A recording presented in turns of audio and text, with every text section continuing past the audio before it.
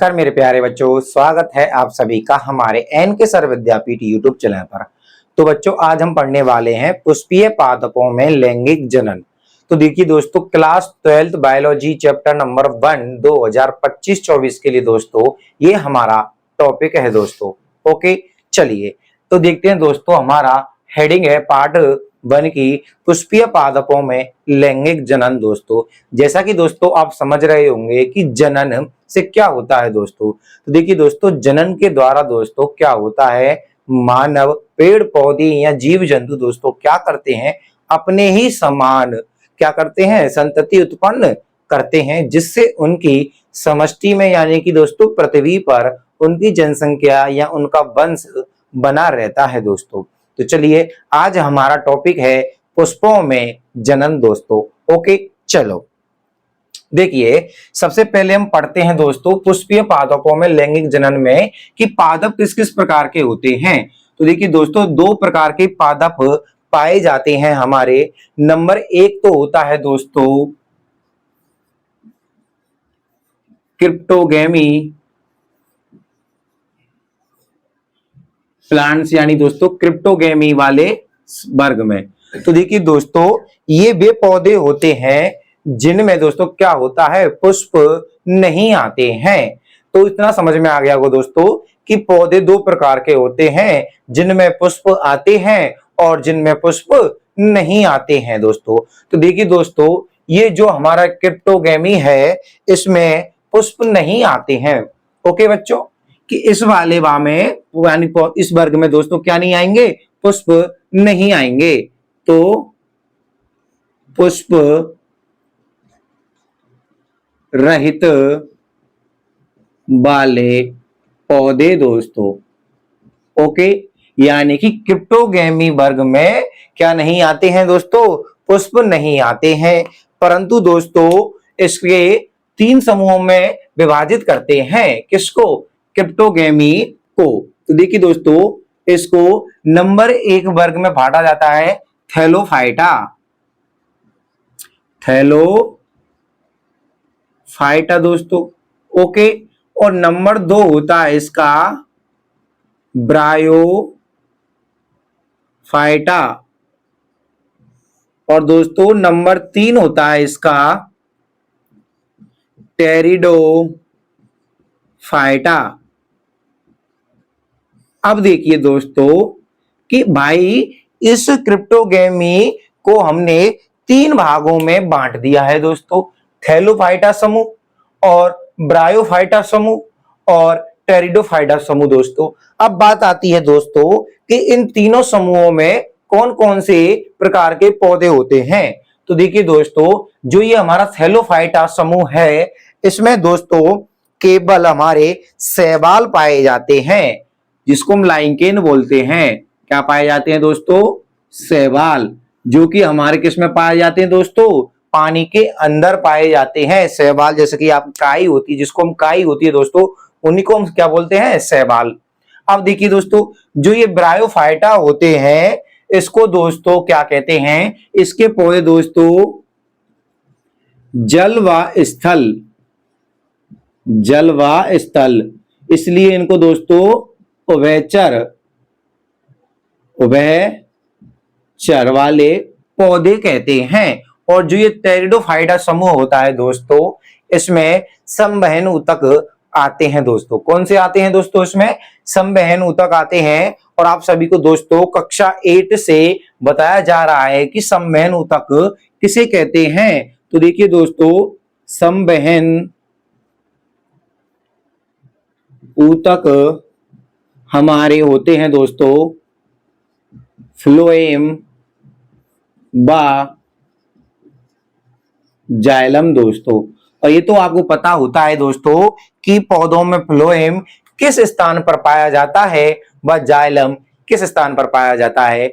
तो देखिए दोस्तों, जो हमारा फ्लोएम होता है ये पत्तियों में पाया जाता है, और जो ये जाइलम ऊतक होता है ये हमारा जड़ों में पाया जाता है।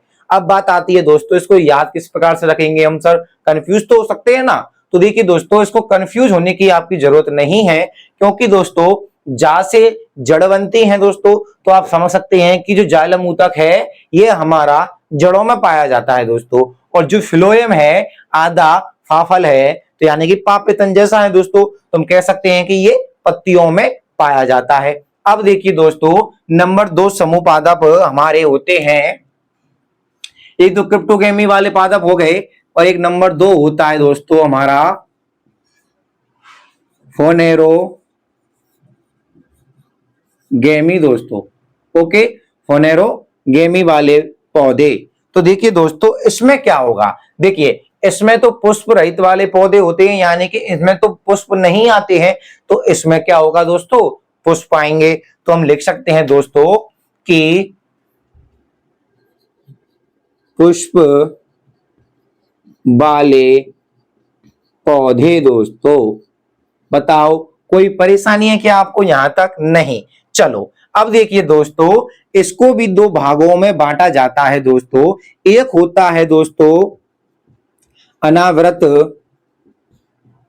बीजी वाले पौधे दोस्तों, और एक होता है दोस्तों आवृत बीजी वाले पौधे दोस्तों। अब बात आती है दोस्तों हमारी कि सर जो ये अनावृति बीज वाले पौधे होते हैं इनमें क्या होता है, ये किस प्रकार के होते हैं, और जो ये आवृत बीजी वाले पौधे हैं ये किस प्रकार के हैं, या फिर इनमें क्या होता है दोस्तों। तो देखिए जो ये हमारे फर्स्ट नंबर का है अनावृत बीजी, इसमें क्या होता है दोस्तों, जो इसके जो पौधे के जो बीज होते हैं क्या होते हैं दोस्तों, बीज। तो ये देखिए दोस्तों, ये हमारा बीज है, तो दोस्तों बीज पर क्या नहीं पाया जाता है, आवरण नहीं पाया जाता है, तो हम कह सकते हैं आवरण रहित पौधे। ओके कंप्लीट बच्चों। चलो अब बात आती है भाई, इसमें तो बीज पर आवरण नहीं पाया जाता है, और इस पर क्या होगा दोस्तों, पाया जाएगा। तो इसमें लिख देते हैं दोस्तों बीज आवरण सहित। ओके दोस्तों, ये लीजिए। कोई परेशानी है क्या आपको? तो आपको समझ में आ गया होगा दोस्तों कि पादपों को दो समूहों में हमने क्या किया, विभाजित किया था। कौन कौन से में? क्रिप्टोगेमी और फोनेरोगेमी दोस्तों। अब देखिए जो हमारा क्रिप्टोगेमी होता है इसको 3 वर्गों में विभाजित कर देते हैं, थैलोफाइटा, ब्रायोफाइटा, टेरिडोफाइटा। थैलोफाइटा में दोस्तों शैवाल आते हैं, ब्रायोफाइटा में जल वायु स्तर पर पाए जाने वाले पौधे पाए जाते हैं, और टेरिडोफाइटा में जो संवहन ऊतक होते हैं हमारे फ्लोएम व जाइलम ये पाए जाते हैं। अब देखिए दोस्तों जो फेनोरोगेमी है इसमें पुष्प वाले पौधे होते हैं, ये पुष्प रहित वाले होते हैं। अनावृत बीजी वाले पौधे कौन से होते हैं, जिनके बीज पर आवरण नहीं पाया जाता है, और आवृत बीजी वाले जिनके बीज पर आवरण पाया जाता है दोस्तों। तो उम्मीद कर रहा हूं तो ये आपको यहां तक तो समझ में आ गया होगा। तो अब बात आती है दोस्तों हमारी कि हम इस अध्याय में किस के बारे में अध्ययन करेंगे। तो देखिए दोस्तों इस अध्याय में हम दोस्तों आवृत बीजी यानी कि जो ये टॉपिक है आपका, इस पर क्या करेंगे, अध्ययन करेंगे दोस्तों कि पुष्प किस प्रकार बनते हैं, पुष्प की संरचना किस प्रकार से होती है, उसमें कौन कौन से अंग होते हैं, उसकी क्रियाएं किस प्रकार से करते हैं दोस्तों। चलो तो आप इसका स्क्रीनशॉट लेना चाहें तो दोस्तों आप स्क्रीनशॉट ले लीजिए, वरना आप हमारे टेलीग्राम चैनल से जुड़ जाइए जिस पर आपकी लिंक मिल जाएगी, या फिर आप हमारे व्हाट्सएप ग्रुप से भी जुड़ सकते हैं दोस्तों, जिसकी लिंक दोस्तों आपको वीडियो की डिस्क्रिप्शन में मिल जाएगी। तो चलिए दोस्तों फटाफट से हम इसको साफ करते हैं, फिर हम पढ़ते हैं दोस्तों आवृत बीजी वाले पौधों के बारे में। तो चलिए दोस्तों आगे पढ़ते हैं हम आवृत बीजियों में लैंगिक जनन दोस्तों। तो देखिए सबसे पहले बात कर ली जाती है दोस्तों, जो इसका पुष्प होता है, तो दोस्तों हम कह सकते हैं कि पुष्प का जो प्रहो होता है वो शीर्ष पर होता है।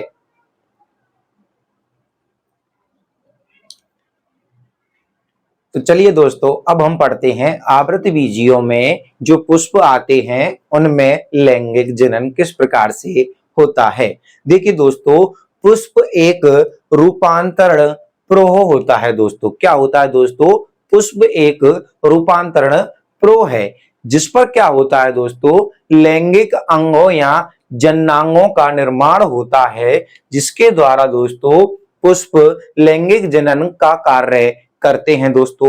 ओके अब बात आती है दोस्तों ये जो पुष्प होते हैं इनको दोस्तों हमने देखा है कई प्रकार के होते हैं। जैसे हम कह सकते हैं गुलाब का पुष्प है, गेंदा का पुष्प है, गुड़हल का पुष्प है, चमेली का पुष्प है दोस्तों। इनकी देखिए दोस्तों संरचना भी अलग अलग होती है, इनका आकार भी अलग अलग होता है। तो दोस्तों जैसे मैं बता दूं आपको कि पुष्प जो होता है दोस्तों अलग अलग अलग अलग रंगों के होते हैं। ओके, इनका अलग अलग आकार भी होता है दोस्तों, आकार भी होता है दोस्तों। और देखिए दोस्तों जैसे हम कह सकते हैं जो ये पुष्प होते हैं हमारे दैनिक जीवन में विभिन्न प्रकार से कार्य में लिए जाते हैं दोस्तों। जैसे हम कह सकते हैं दोस्तों किसी की शादी हो रही हो तो दोस्तों वहां पर भी पुष्प की आवश्यकता होती है, या कोई कार्यक्रम कराती हैं हम सामाजिक या धार्मिक या किसी भी प्रकार का कार्यक्रम कराते हैं तो पुष्प लेके आते हैं दोस्तों। बर्थडे पार्टियों में भी पुष्प लेके आते हैं दोस्तों। और देखिए दोस्तों जैसे हम कह सकते हैं जैसे कि आपका प्रेम, उत्साह, जीत, सामाजिक विभिन्न प्रकार के उत्सवों पर दोस्तों पुष्प का क्या किया जाता है दोस्तों, उपयोग किया जाता है। तो आपको इतना समझ में आ गया होगा दोस्तों कि पुष्प की दैनिक जीवन में भी एक महत्वपूर्ण क्या है, योगदान देता है दोस्तों। अब बात आती है दोस्तों कि पुष्पों की खेती को क्या कहा जाता है। देखिए पुष्पों की खेती को बोलते हैं दोस्तों फ्लोरी कल्चर दोस्तों, यानी कि फूल की कृषि दोस्तों। क्या कहते हैं दोस्तों हम, फ्लोरी कल्चर दोस्तों। ओके, क्या कहते हैं, फ्लोरी कल्चर या फूल कृषि दोस्तों। ओके, अब बात आती है दोस्तों इसके बाद दोस्तों हम कह सकते हैं कि पुष्प का आकार संरचना किस प्रकार की होती है। देखिए मैंने बता दिया ना कि अलग अलग पुष्पों में अलग अलग होती है दोस्तों। गेंदा का अलग होता है, और हमारा गुड़हल का अलग होता है, गुलाब का अलग होता है, कमल का अलग होता है। तो चलिए अब हम पढ़ते हैं पुष्प की संरचना।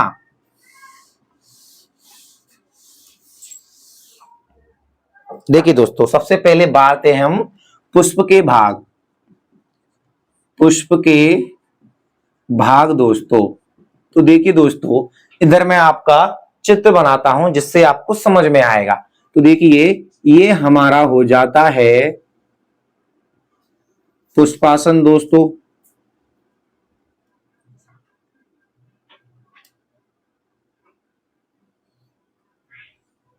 ये क्या हो गया दोस्तों हमारा पुष्पासन, यानी कि पुष्प का आसन दोस्तों। तो देखिए दोस्तों इसमें इस प्रकार से दो बाह्य दल निकले होते हैं दोस्तों। ओके, और देखिए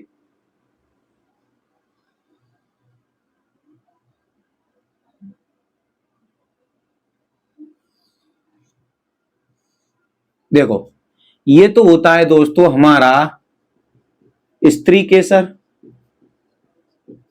जिसको हम बोलते हैं दोस्तों जायांग।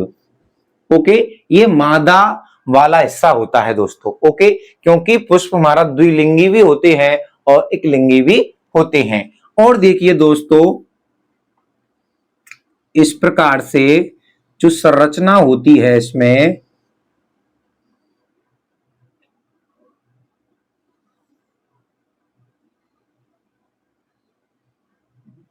ये लो, ये संरचना मैंने आपको बना दी है दोस्तों।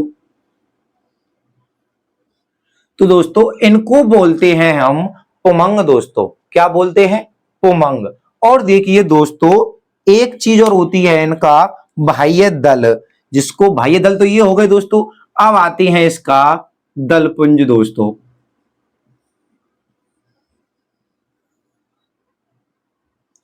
ये लो दोस्तों, तो हम कह सकते हैं दोस्तों ये क्या हो गए, इसके दलपुंज हो गए। सॉरी ये यहां से नहीं आएगा दोस्तों, ये आएगा आपका ऊपर है के आ जाता है, जैसे ये लीजिए। ओके, चलो देखिए ये तो बोलते हैं दोस्तों बाह्य दल। क्या हो गए दोस्तों हमारे बाह्य दल हो गए। ये ग्रीन कलर का होता है दोस्तों। कैसे कलर का होता है बच्चों?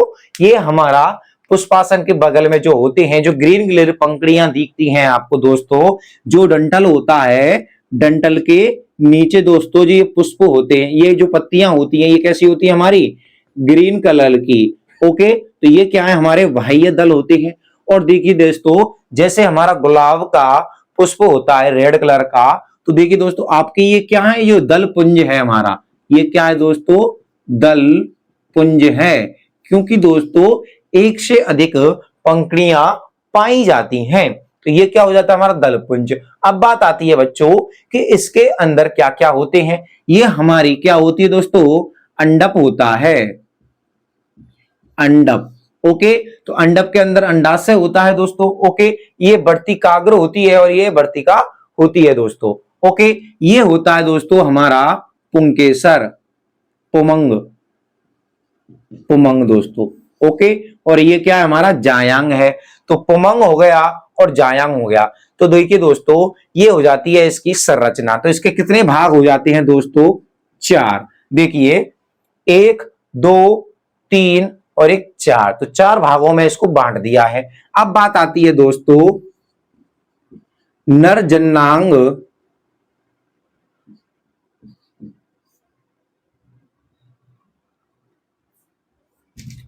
नर जन्नांग पुमंग और दोस्तों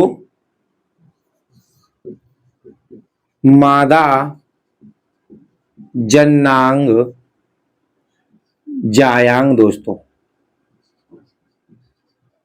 ओके बच्चों, इन दोनों के बारे में बात करते हैं। देखो इतना तो हमको समझ में आ गया दोस्तों कि जो पुष्प होता है हमारा, ये बाह्य दल होता है, ये दलपुंज होता है, ये स्त्री केसर होता है और ये क्या होता है? हमारा पुंकेसर। अर्थात दोस्तों ये वाला जो हिस्सा दिख रहा है आपको, ये वाला, ये मादा जनन अंग है दोस्तों। और जो ये वाला हिस्सा है दोस्तों, ये हमारा नर जन्नांग है दोस्तों। अब बात आती है दोस्तों कि नर जन्नांग पुमंग की दोस्तों एक इकाई को क्या कहते हैं दोस्तों? यानी कि नर जन्नांग पुमंग की संरचनात्मक एक इकाई को, यानी एक संरचनात्मक इकाई दोस्तों हम ऐसे लिख सकते हैं इधर कि एक संरचनात्मक इकाई। ओके दोस्तों, सीधा सीधा भी लिख सकता दोस्तों मैं कि इकाई किसे कहते हैं। तो देखिए दोस्तों नर जन्नांग की इकाई क्या होती है? हमारी पुंकेसर होती है। क्या होती है दोस्तों?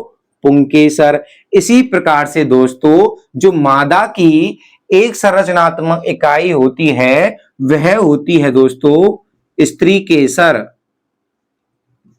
क्या होती है दोस्तों? स्त्री केसर होती है। तो इतना आपको समझ में आ गया होगा दोस्तों कि जो एक जन्नांग संरचना की इकाई पुंकेसर होती है दोस्तों, इसमें ही क्या होते हैं दोस्तों? परागकोश होते हैं हमारे। क्या होते हैं दोस्तों? परागकोश। और इसमें होते हैं अंडप। अंडप से दोस्तों अंडाशय होता है। अंडाशय में ही दोस्तों किसका निर्माण होता है? गुरु बीजाणु धानी का निर्माण होता है, जिसमें क्या बनते हैं दोस्तों? बीज का निर्माण होता है। और जो पुंकेसर के जो परागकोश होते हैं दोस्तों, ये वाला जो परागकोश है दोस्तों, इसको क्या बोलते हैं? हम परागकोश बोलते हैं। इसमें लघु बीजाणु धानी का निर्माण होता है दोस्तों। और इसी के ही अंदर दोस्तों लघु बीजाणु धानी के अंदर ही दोस्तों लघु बीजाणु का निर्माण होगा, जिनके परिपक्व होने पर दोस्तों किसका निर्माण होता है? पराग कणों का निर्माण होता है। और दोस्तों पराग कणों को ही हम क्या कहते हैं? नर युग्मक या नर युग्मोद्भिद कहते हैं। चलो अब हम पढ़ते हैं दोस्तों कि नर जन्नांग पुमंग की जो संरचनात्मक जो क्या होती है दोस्तों, हेडिंग डाल देते हैं हम इसकी। क्या?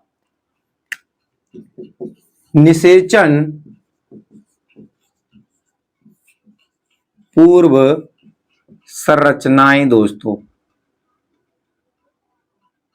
ओके, देखिए इसमें क्या होता है दोस्तों, जब तक पुष्प का निषेचन नहीं होता है दोस्तों, ठीक है ना भाई, पुष्प बन जाएगा तभी तो निषेचन होगा। तो देखिए दोस्तों इससे पूर्व क्या होती है, जो ये हमारा पुंकेसर होता है ये वाला, इसके अंदर देखते हैं दोस्तों जो परागकण होते हैं हमारे, क्या होते हैं, परागकण होते हैं, ये विकसित रहते हैं।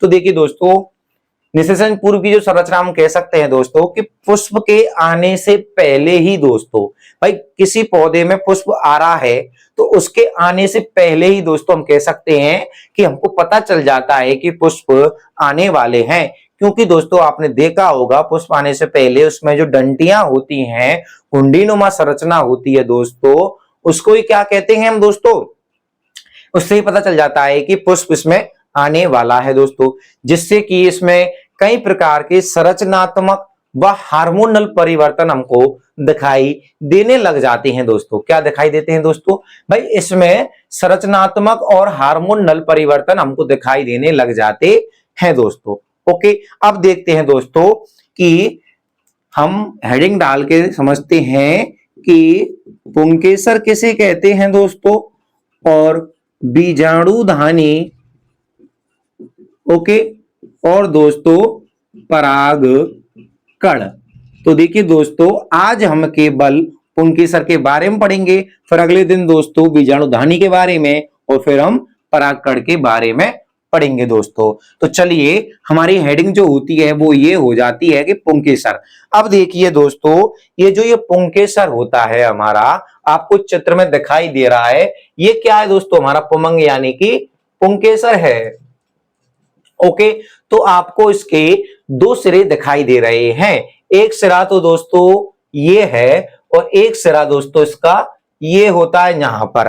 तुम कह सकते हैं दोस्तों कि जो ये पुंकेसर होता है इसके दो भाग होते हैं, एक सिरा तो दोस्तों इसका कहां पर, पुष्पासन से, तो ये पुष्पासन ही तो है दोस्तों, तो इसका एक सिरा तो दोस्तों पुष्पासन से जुड़ा रहता है और दूसरा किससे जुड़ा रहता है, परागकोश से। मैं इधर लिख देता हूं दोस्तों, ये क्या है हमारा परागकोश है, क्या है दोस्तों, ये हमारा परागकोश है। तो ये परागकोश से जुड़ रहा है और इधर किधर से जुड़ रहा है दोस्तों, पुष्पासन से।